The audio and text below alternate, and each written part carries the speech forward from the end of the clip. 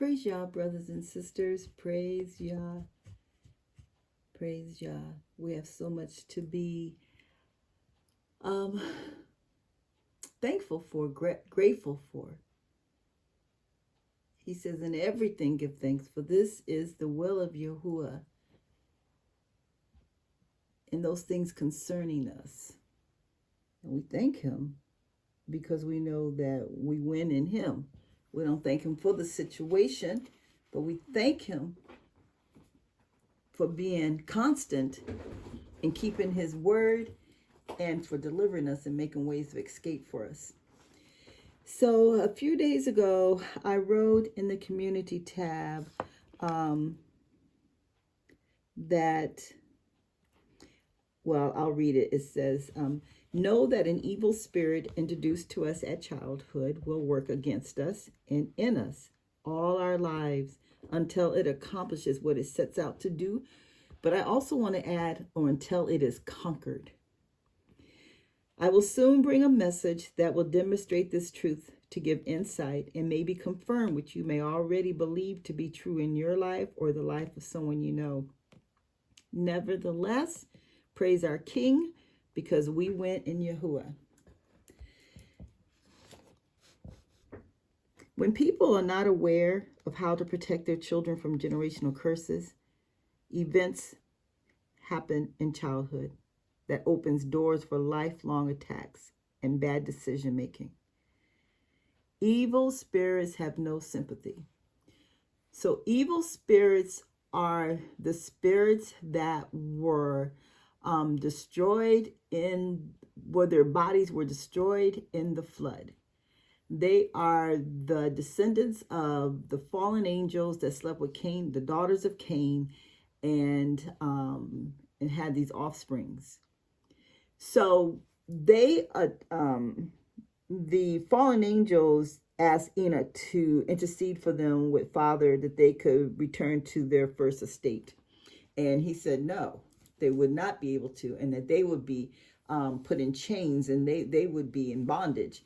But their offsprings would live on the earth, and that they would always be seeking a body.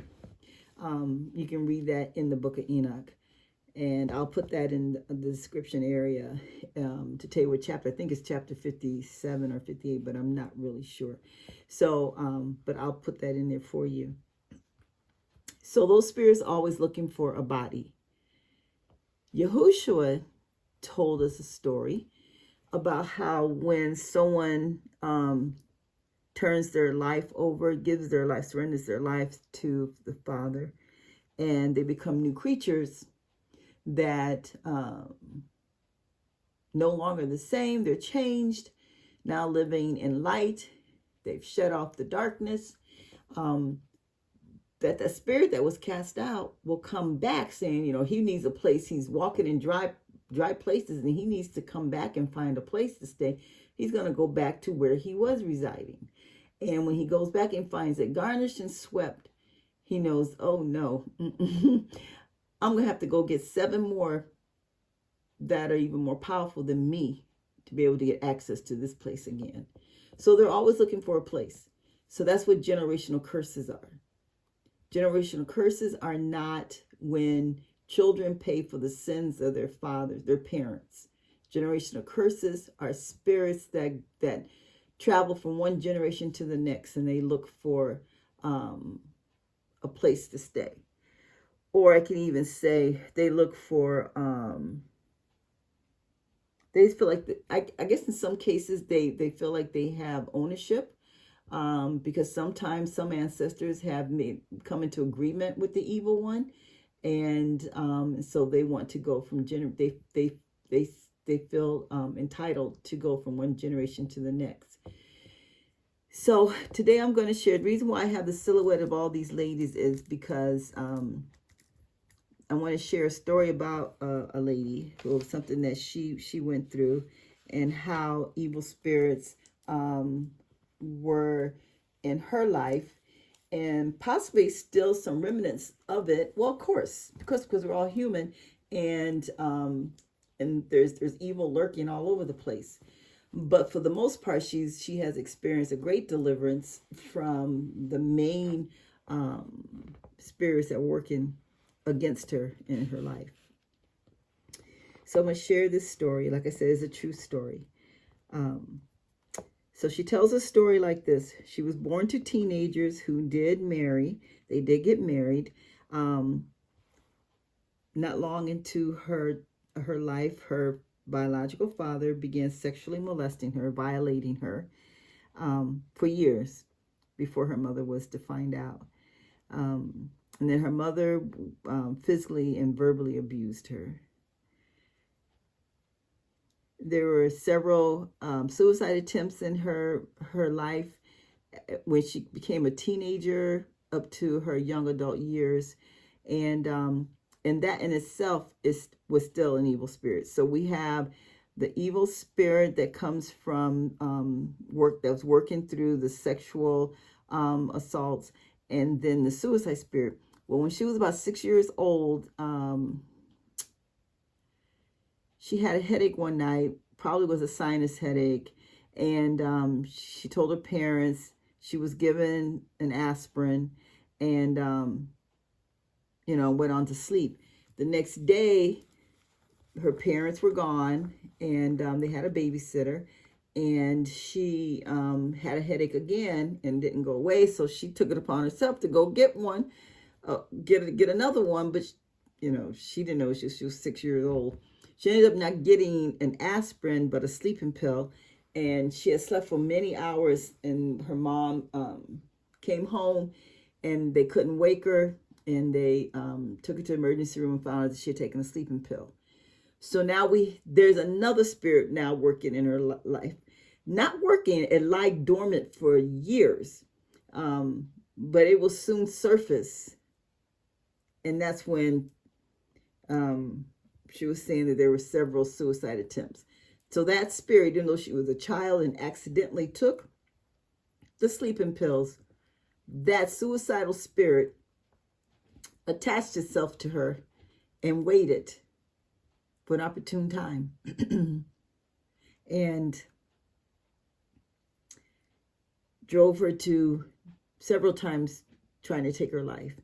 And the last time was meant to be it.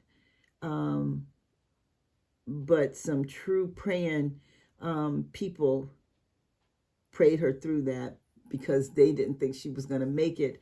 And the doctor said that if she did, she would be a vegetable. She had taken so many pills with wine, and that didn't think that she would make it. And if she did, she would be a vegetable. So they said that if they can pull her through, she'll be a vegetable. And she always says she was so grateful that it wasn't up to them to pull her through, but she knows it was the prayers of the people who were praying for her, that it was their prayers that pulled her through. So she went on to marry and have children and live a full life. So going back to the other thing. So that was, so you see what I'm saying? This happened as a child. She accidentally took a sleeping pill, but that spirit of suicide, and she could have died. She could have died, but she didn't. But that spirit, because she took the pill that could have killed her, that spirit of suicide attached itself to her life. Then, so going back to the sexual assault violation. All her life, men were after her after she became a teenager. Even after she got married, men were always propositioning her, trying to get her to sleep with them or go with them or whatever. I don't know how you want to call it. And she was saying how she would always say no, she wasn't interested. But sometimes she did it real clumsily because she didn't know how to say no, because she wasn't allowed to say no to her dad. And so she didn't know how, but she was always able to keep from getting into it, right? Getting into any type of unlawful relationship. Then she said when she was around 27, for some reason, she started having flashbacks.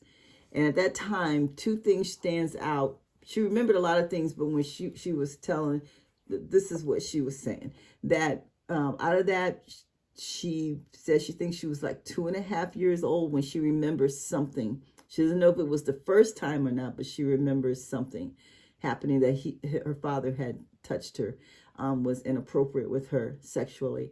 And then the other thing is she remembered that there was a time when she said that he was like trying to make her his girlfriend.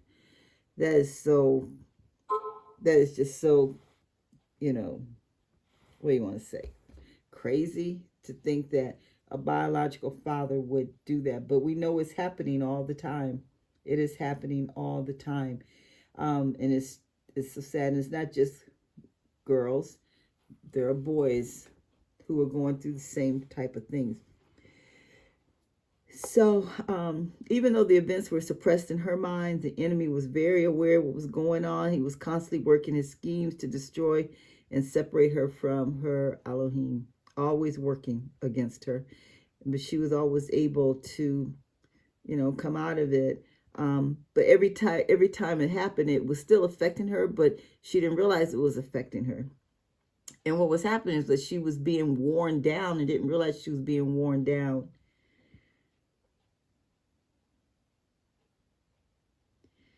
Finally,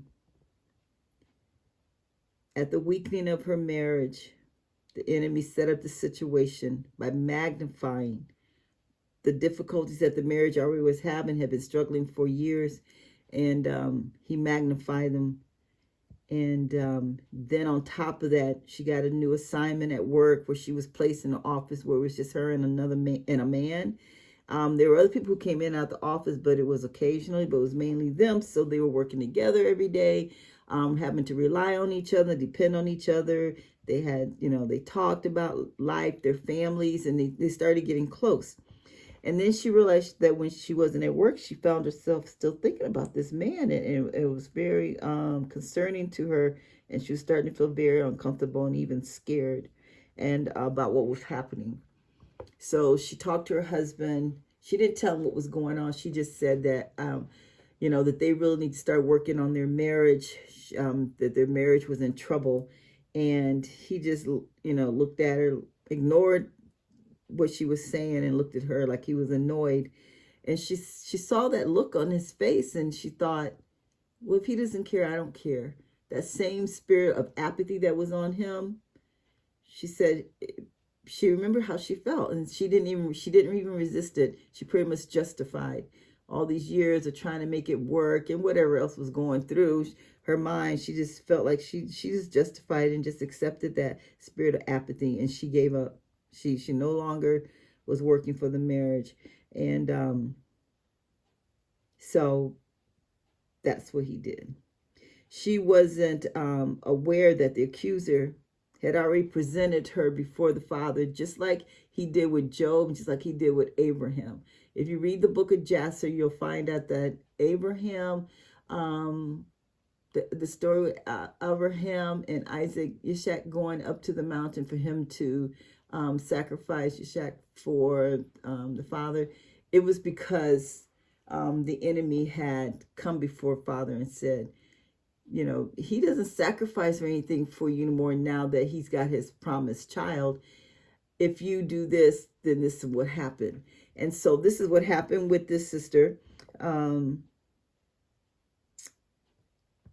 He had presented her case before the Father.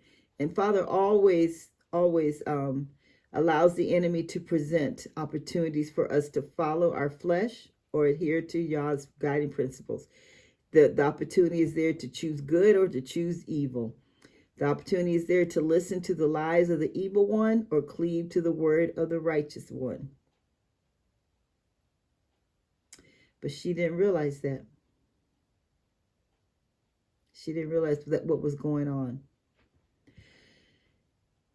So the man that the enemy set up to use in this plot was a man who also had adultery in his family's life. This woman had adultery in her family lineage. There were several women, they say, that also had committed adultery, or it was thought that they had committed adultery.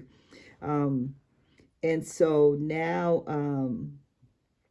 here she is getting ready to get involved with a married man, and she's married, and his father, I don't know, she didn't tell me all, but anyways, I do know that his father had an affair that produced a child, so his parents divorced.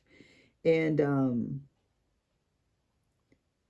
so really the enemy got two families, two people who had the same thing in their family. Yeah, isn't that something? So that's what I'm talking about. In our childhood, and things happen in our childhood, the enemy uses that. It's like where Yahusha says, when men slept, the enemy planted seeds. And that's what he does. We can't sleep. And with our children, we can't sleep. We have to constantly be praying for, but we have to know how to pray. We have to know how to pray, because if it's not, well, it's like if we have a garden and we want to be rid of the weeds, what do we have to do so that the weeds don't come up? They have that black tarp paper like they put down, right? And then they do weed eating. There's different things that we do. Well, there's different types of praying and other things that we need to do to ward off the works of the evil one. And that's what generational curses are. Remember that. Those spirits are looking for a place for the next year, because they know people are going to have to die off. So they start wanting a place to reside. That's why you have some families that they have like several people in one family might have the same type of spirit.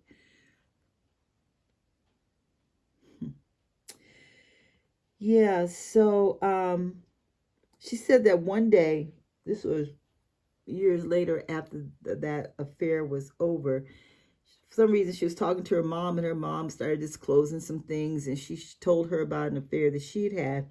And some of the things that she was telling her about that relationship, she saw they were very similar to what she had experienced in that awful relationship that she was in, that awful thing. Well, the relationship, it was awful because it was sin. And it was like she was sitting there listening to her mother talk, and it was just, wow, this is so similar. This is the same spirit, is what she was thinking. Because by that time, when her mom was telling us, y'all had brought her back into the fold. Kind of reminds me of when Yahushua told the story about how the shepherd will leave the 99 and go get the one and bring them back. So anyway, yes, her mom was telling her different things. And one of the things that she said that stood out was her mother was saying how when she was talking to that man, she would like to hold his hand and just look at his hand while she was talking to him. And the sister, whose story I'm sharing with you, she said the same thing. She would do the same thing. She liked holding that man's hand and looking at his hand when she was talking to him. And like I said, there were some other similar things that, like, what?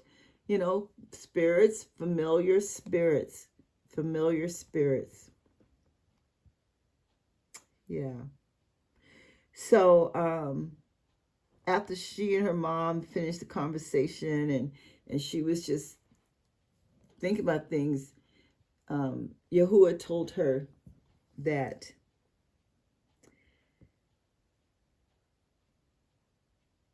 once her father took her virginity as a child, that spirit of adultery was assigned and attached to her. Even as a young child and unwilling party, that spirit latched onto her like a leech, I guess. Evil spirits have no sympathy. They don't care the age. They don't care who it is. It lines up what Yahushua said about the evil one. He steals, kills, and destroys. So when a parent knows how to pray, though, just as that spirit followed her, lurking all her life to get her to fall, Tehillim 23 says that Yah assigns goodness and kindness and favor to pursue us, to hunt us down and follow us closely every day of our lives. Now, that's a combination of different translations that I put together, and that's how I say it. But they're following us all the days of our lives. When our ways please him, he will tell goodness and kindness. And when he speaks, it is so. Right? Absolutely. Absolutely.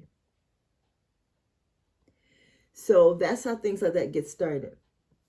If you think about your life, there's things you've been having a hard time struggling with getting free of. Maybe it's time to, inquire, where did this come from? How did it get started? Did I, because some things come in because we opened the door to it, and some things are on us because it's ancestral, it's generational. We can trace back in our examining ourselves and trying to figure out how this got started, how we can get free. We need to just look at those things. Sometimes it is a debt of sin that has to be paid off, or an agreement. Sometimes ancestors make agreements with evil spirits. But a lot of different things, but we need to look at that and see. So sometimes that's why we do some of the things we do, and we may not want to do them. It may be seated in a generational type thing. And so we need to ask the Father to give us insight on what's going on so that we can be free of it. When we see our children, if our children start acting like a certain family member, don't think it's cute or, it's just in the family. No. Mm-mm. Mm-mm. Mm-mm. And a lot of families like to keep things secret and don't, hush hush, and don't tell other family, especially sexual sins. They don't like letting it known.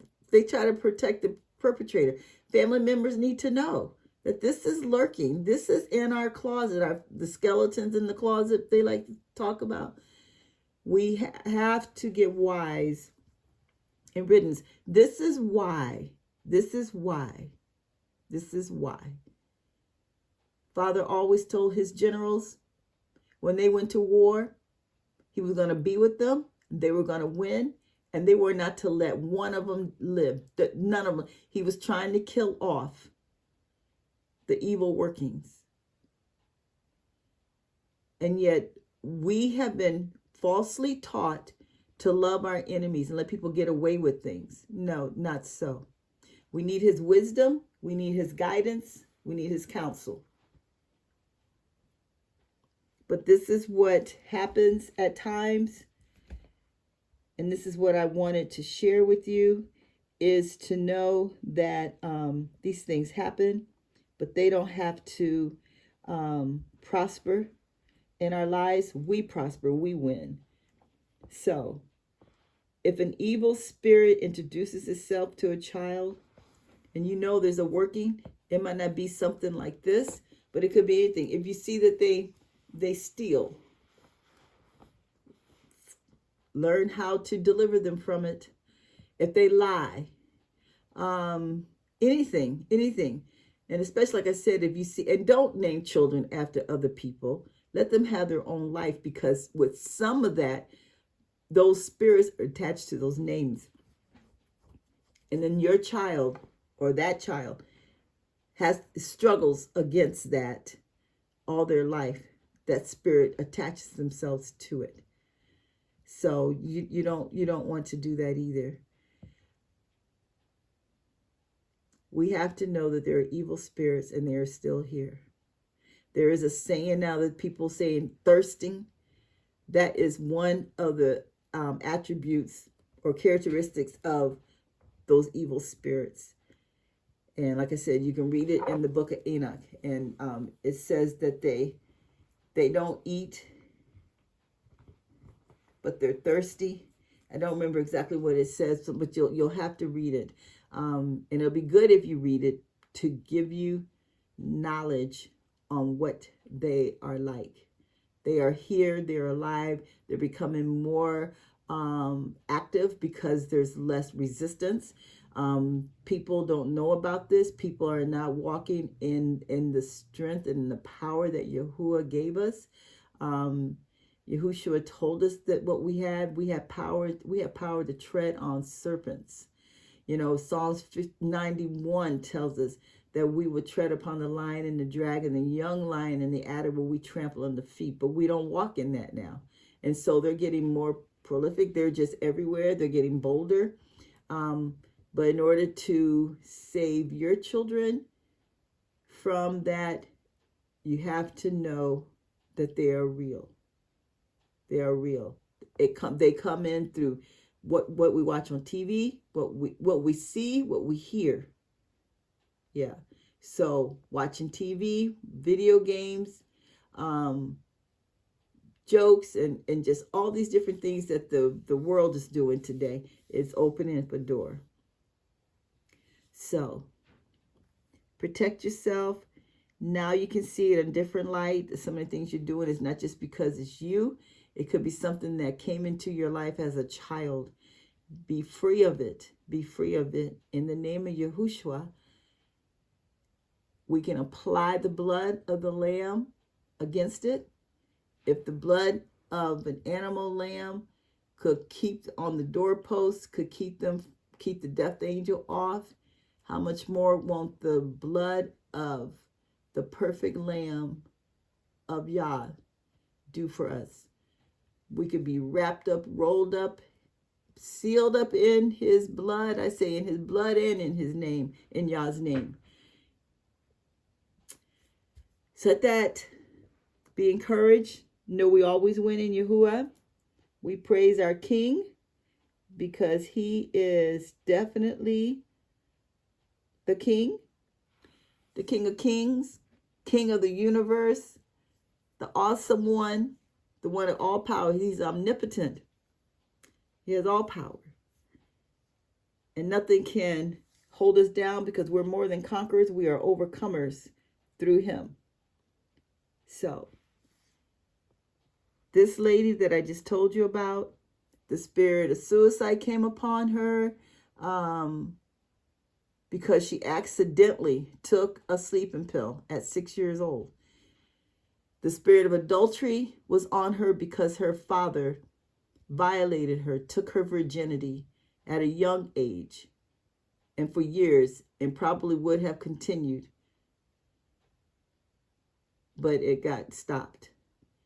And because he took her virginity as a married man, he made her an adulteress, made that child an adulteress, opened the door for the spirit of adultery to get on his child.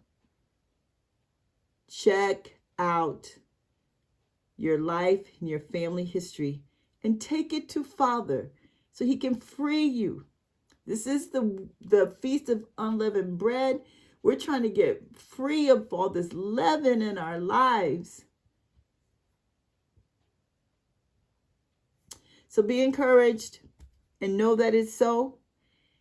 And we will be free of everything that's holding us down or keep us. You know what? We're supposed to meet him in the air. We who are alive, we're going to meet him in the air. Right? Well, if we're in him, we're going to meet him in the air. Even if those who are already gone, when he returns, they're going to meet him in the air. And we're going to meet him in the air. But if we got all this weight and sin that does so easily beset us, weighed down with all this leaven, we're not going to make it. We're not going to make it. So start freeing yourself. This may be the answer. Like I said, it may confirm for you. This is why. Now this makes sense. Evil spirits don't care. And they want the innocent child.